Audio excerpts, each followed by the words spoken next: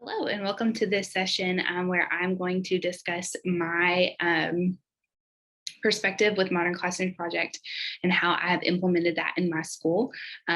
You will see that this is Modern Classrooms Project from a coaching perspective, so maybe a little bit different than what you have heard before from a teacher's perspective. So I'll go ahead and introduce myself. My name is Allie Garner. I work at Johnson Central High School.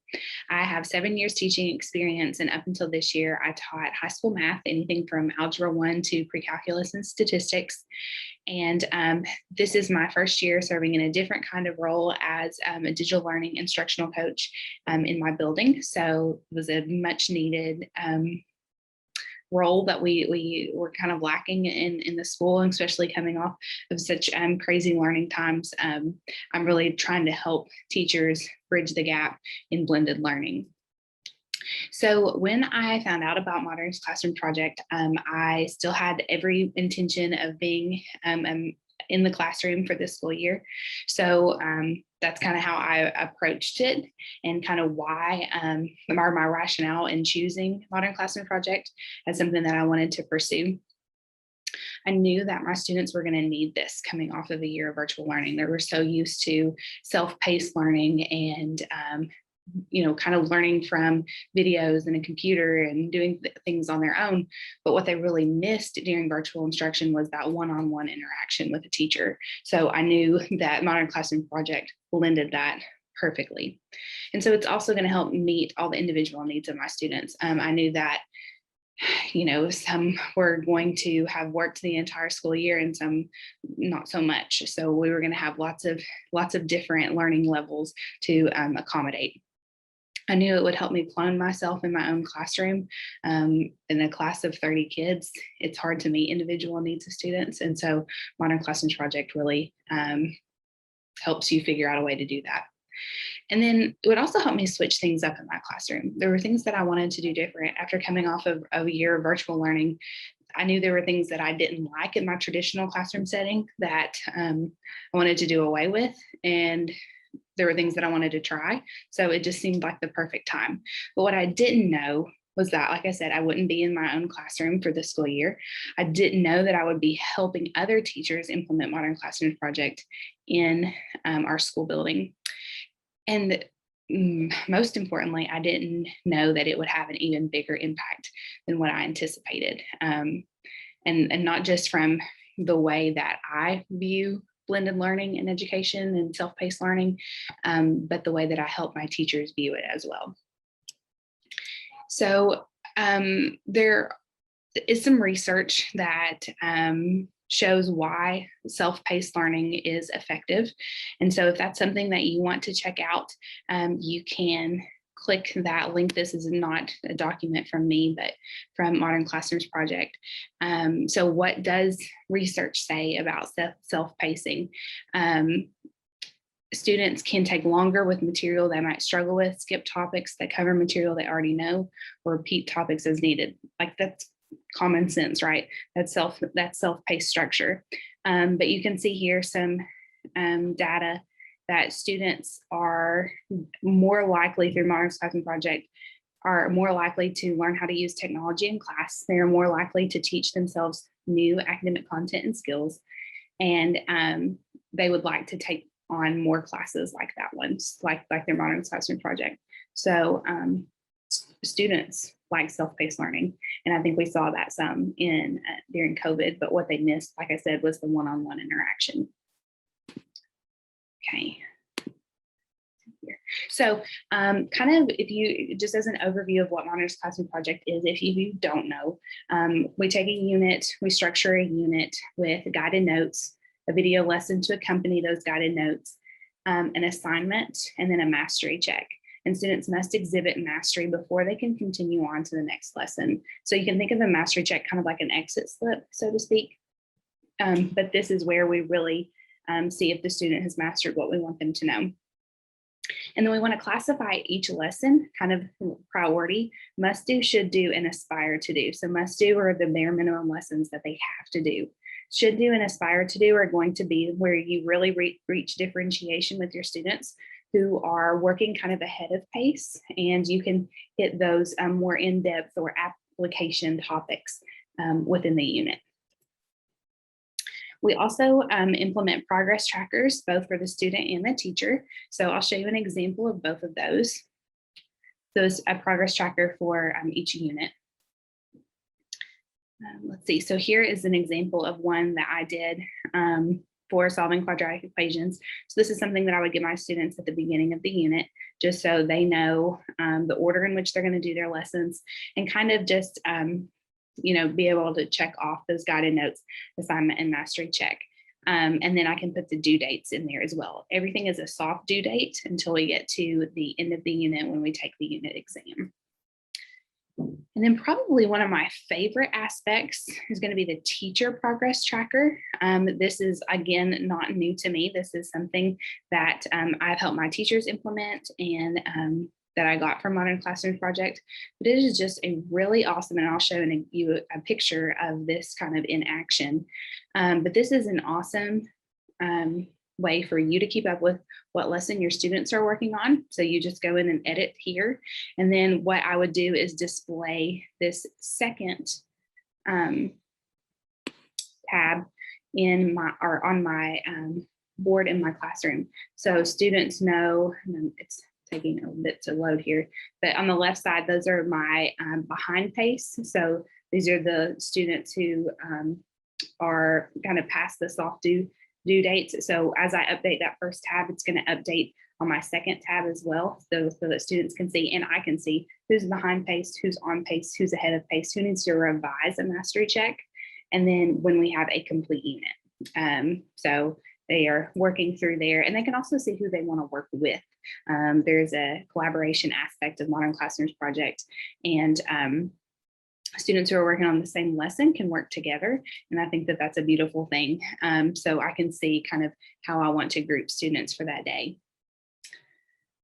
Let's see. So how we structure our lessons, like I said, with guided notes and a video. So students have a blank copy of their guided notes that they are filling in as they go through the video individually. Videos should be no longer than 10, 12 minutes.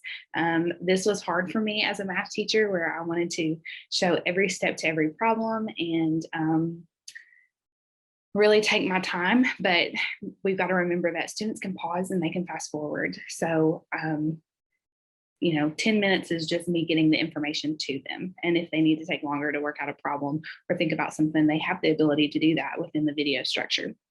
And then we want to use a platform, Edpuzzle is my favorite, to where we integrate questions into the video so that they are kind of getting some guided practice as they go. This could be reflection questions or content related questions, a mixture of both. And then they're going to have an assignment, and this could be anything really, to practice the skill that they learned in the video. And this is really where that collaboration takes place, because they can work on assignments together, and that's fine because I'm not going to assess mastery until the mastery check. The assignment is just for practice. So it should be short and able to assess this student understanding quickly, the mastery check that is.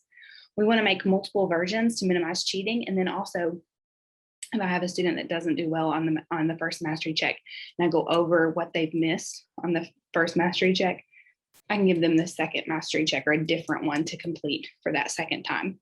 And then I want to use a rubric to determine mastery.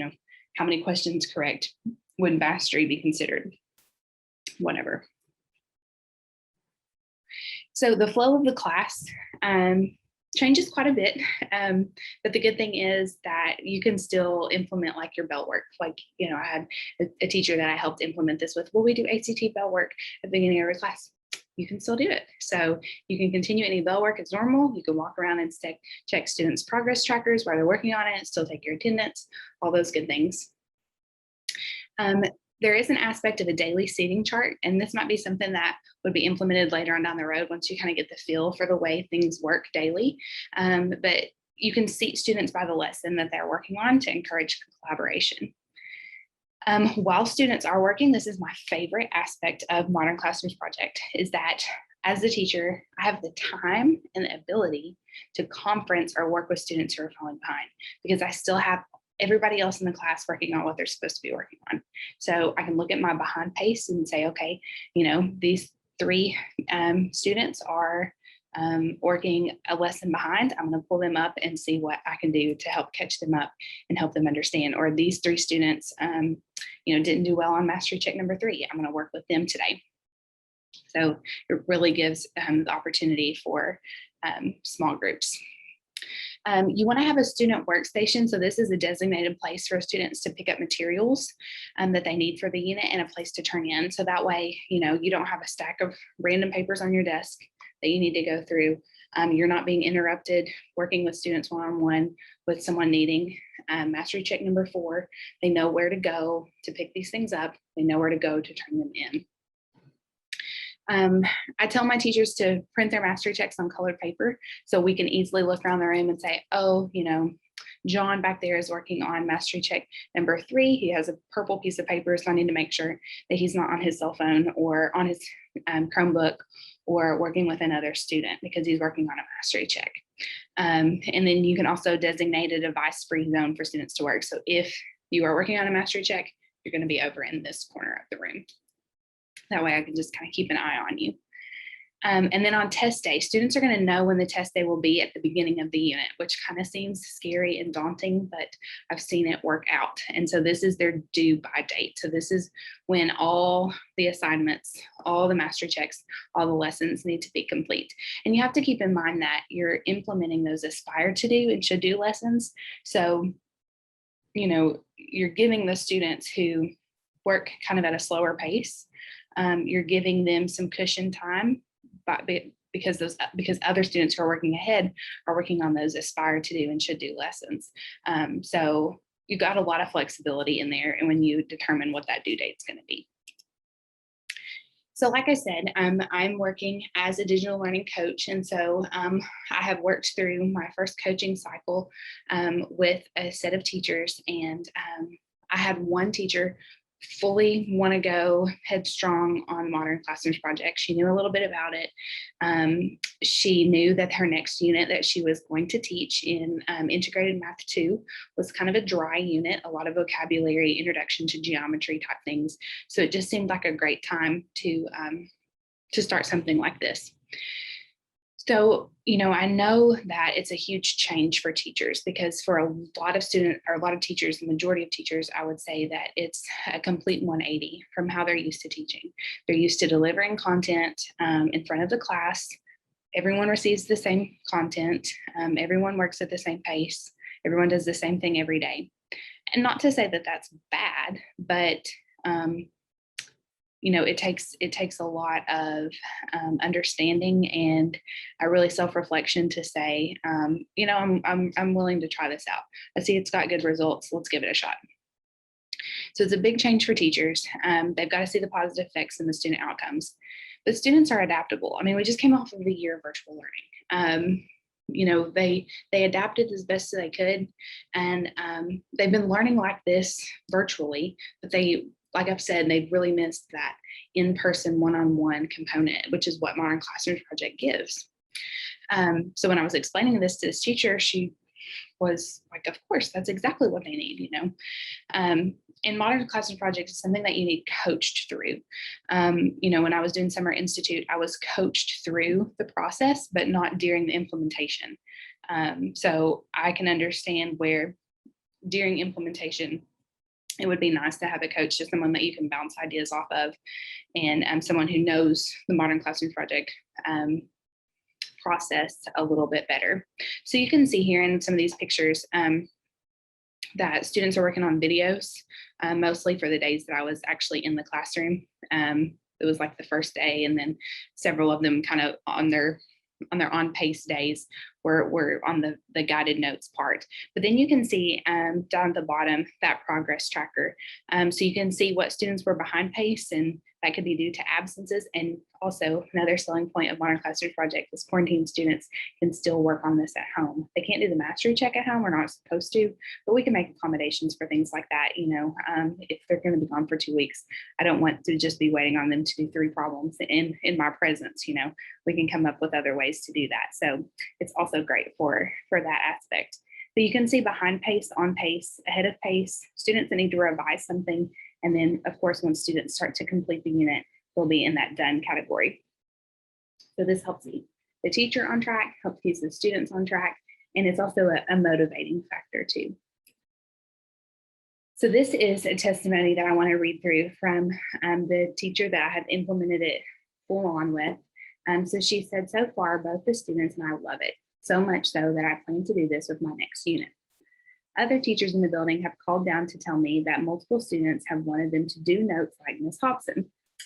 Students are not bored in my class at all, which keep in mind, these are regular integrated Math 2 students, which I would say would be some of my most disengaged students if I were teaching the class.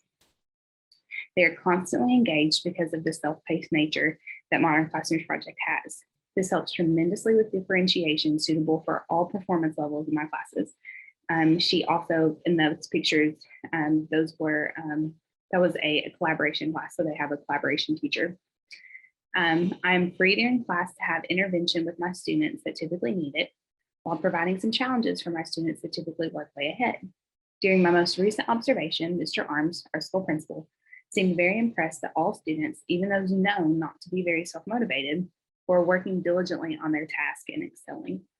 The public progress tracker has been great for both myself to stay organized and the students to prompt self-motivation. Thank you for introducing this method of delivering instruction. It really is a game changer. So when she told me that she was planning on doing it for the next unit and just hitting the ground running with it, I was just so excited because I knew that she had found something that she liked, and even more importantly, that her students liked. So how to get teachers started. I plan to do this with my next coaching cycle as well. So I would show them this presentation, just kind of what it is. In fact, I have done that in our department meetings, just to kind of give them an idea. There's a great video that I have linked here. If you have access to these slides, you can see it as well. Hi, Angel, how are you? Yeah, so this is a great video from Modern Classrooms Project that gives student testimony, teacher testimony for, I think, a high school history class and a high school math class.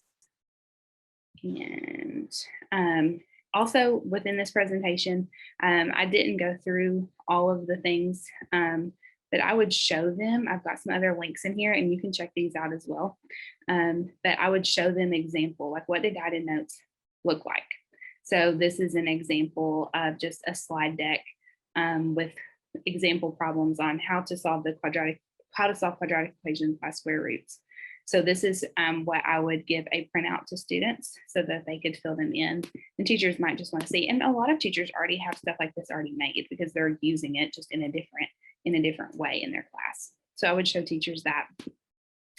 I would show them, an example of my Edpuzzle video. Some teachers don't know what Edpuzzle is, and if you've never checked out Edpuzzle, I highly suggest that you do.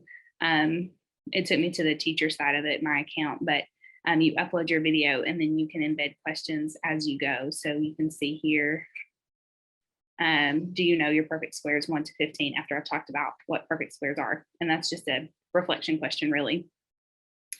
And so in this, when you're on the teacher or the student side, they can't skip through the video. So they can pause, but they can't skip through the video. So that's great too.